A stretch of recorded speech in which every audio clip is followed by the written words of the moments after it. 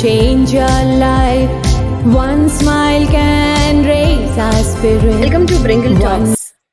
Dare to dream with Soulful Smiles. Here we are today with our second episode of Bringle Talk with Soulful Smiles. We are honored to have Ananda Sitaraman, a seasoned biomedical engineer, over 30 years of experience in healthcare. Anandaji had dedicated his life to innovations through medical research and shaping the future of healthcare with groundbreaking ideas. Let's dive into the inspiring journey of his and learn how he continued to dare this critical field. Welcome, Anandaji, to this Bringle Talk. And firstly, thank you for accepting and being here on this small note of Bringle Talk here. Thank you very much. Thank you very much for having me here. I'm very happy about it. Same here, sir. Why don't we just directly get into, because I know that I want to have this talk to be very small, crisp, and short. I would just like to ask you 3 small questions, and just starting up with my first question: what motivates you to pursue this industry, or I will say this research industry or medical research industry? See, basically, the value of humans are very, very high and is precious. The life is very, very precious.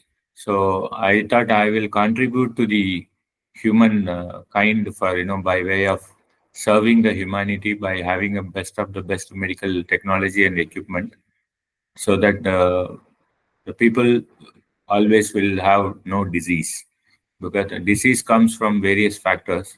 So my job is to, see that the patient always have a smile. Even if they have a disease, they come out very, after treatment, they come out and then lead the normal life. So that makes a lot of difference, when the patient comes and says that, I'm now very happy about the treatment and now I'm leading a new life.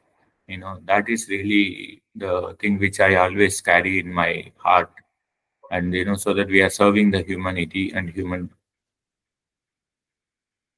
Humankind. Superb. I would just take away that one point from there which you said, and I felt it is very, very important that each one of us, if we think like that in our fields, like as you said, you actually value when the patient come out from the diagnosis and smiles and has a smile and says that, okay, I'm very happy about the treatment which I received. It's really very, very rare to see something like this, and this thought is really, really great. And I can actually see that how your passion for research and innovation in healthcare has been driven you while you are far away from our country. Back there in UAE, I think it's almost 30 years you've been there, sir?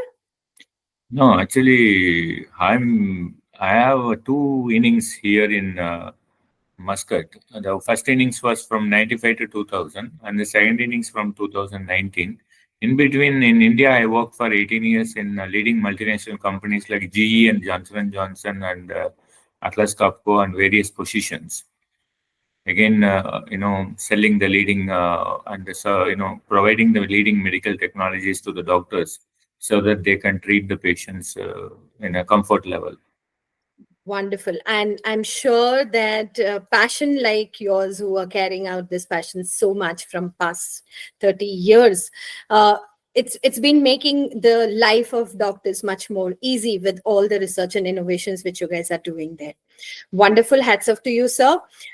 Would just like to ask one more question is, share a discovery or a project that excites you so much, like, something which is illustrious in your career, and you have been actually very incredible advancements in that, and you feel that this project or this discovery stands out as a very important one for you to tell it to your children or your grandchildren or anyone, and I'll say to the viewers out there. No, basically now in the present today's scenario, there are many things which is really in healthcare coming up, like, AI, artificial intelligence is one of the things really, excites me a lot in treating the patients with very advanced and sophisticated technology, where like robotic surgeries, This is really, making the patient's life very comfortable, that they are able to walk away from the hospital very fast, unlike staying for a long time with a lot of pain and other things. So these surgeries, the advancement in the technologies really excites me a lot. This is one of the reason, I'm really, every day I get excited with the new technology. Like, it is becoming more than previously it was reactive, then it became proactive, now it is predictive. Nice. Very nice. So now the Very, future very is good. going to be predictive treatment. Like for example, after 5 years, what are you going to get it? You can predict it today by using AI and other technologies. That is really excites me a lot. That's nice. And something like that coming up, everyone around would be so much excited and so much be looking forward to it, because many a times we fail to, have our loved ones next to us just because we're not able to understand exactly what is the problem that they were going through. And we were not able to help them at a right time. Probably by the time we could reach out to the doctor, it's very, very late. So something that what you're saying is predictive is really very amazing. And seriously, we all are looking forward to it. What is your dream for the future of medical advancement? You already said about predictive, but looking ahead, what's your vision for your future medical research and in healthcare? And what's a breakthrough do you really hope to see in the next coming years? Basically, I'm looking at this. Cancer is one of the disease which is really, taking out a lot of lives because of various factors. It may be due to environment, or it may be due to your lifestyle. It may be due to various other things. Okay, always like, this cancer treatment is, when I see the patient suffering, it is really, it is really difficult to accept that pain actually that people undergo. Okay, I'm expecting this cancer will be eradicated in the future in another 5 to 10 years. I'm expecting with the kind of vaccines and with the kind of predictive technologies, so that you can take a proactive things. But I always tell people, whatever said and done, we are becoming far away from the nature.